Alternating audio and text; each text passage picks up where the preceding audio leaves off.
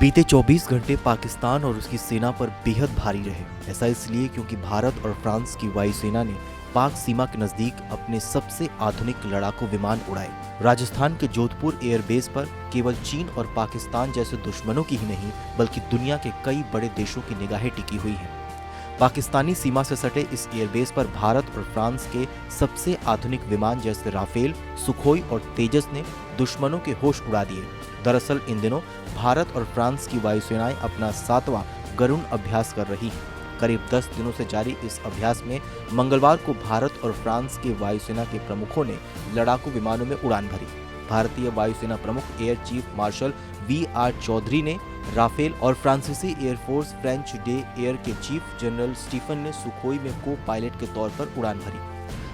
10 दिनों से जारी इस साझा अभ्यास में मंगलवार की सुबह एक साथ 10 फाइटर जेट्स ने उड़ान भरी, जिसमें हवा में फ्यूल भरने से लेकर वेपन सिस्टम के नए सिरे से यूज करने की प्रैक्टिस की गई। दोनों देशों के बीच चल रहा ये कंबाइंड एक्सरसाइज 26 अक्टूबर से 12 नवंबर तक चलेगा।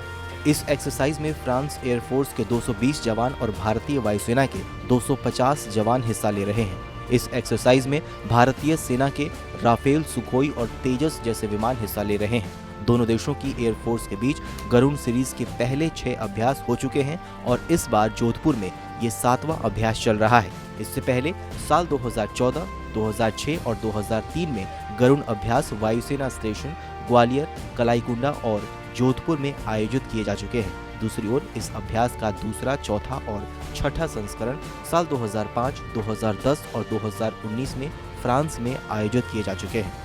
बता दें कि साल 2014 में जोधपुर में हुए इसी अभ्यास के बाद ही भारत के राफेल खरीदने के सौदे ने तेजी पकड़ी। माना जा रहा है कि इस अभ्यास से भारत और फ्रांस एयरफोर्स के बीच सर्वोत्तम युद्ध कौशल को साझा करने के साथ साथ परिचालन क्षमता बढ़ाने में मदद मिलेगी। इस अभ्यास में भारतीय वायुसेना और फ्रांसीसी वायुसेना के बीच द्विपक्षीय संबंधों को मजबूत करने में भी मदद मिलेगी। बहरहाल हमारी इस खबर को लेकर आपकी क्या राय है, हमें कमेंट सेक्शन में जरूर बताइए। बाकी देश और दुनिया की तमाम बड़ी खबरों के लिए देखते रहिए आज तक डिजिटल।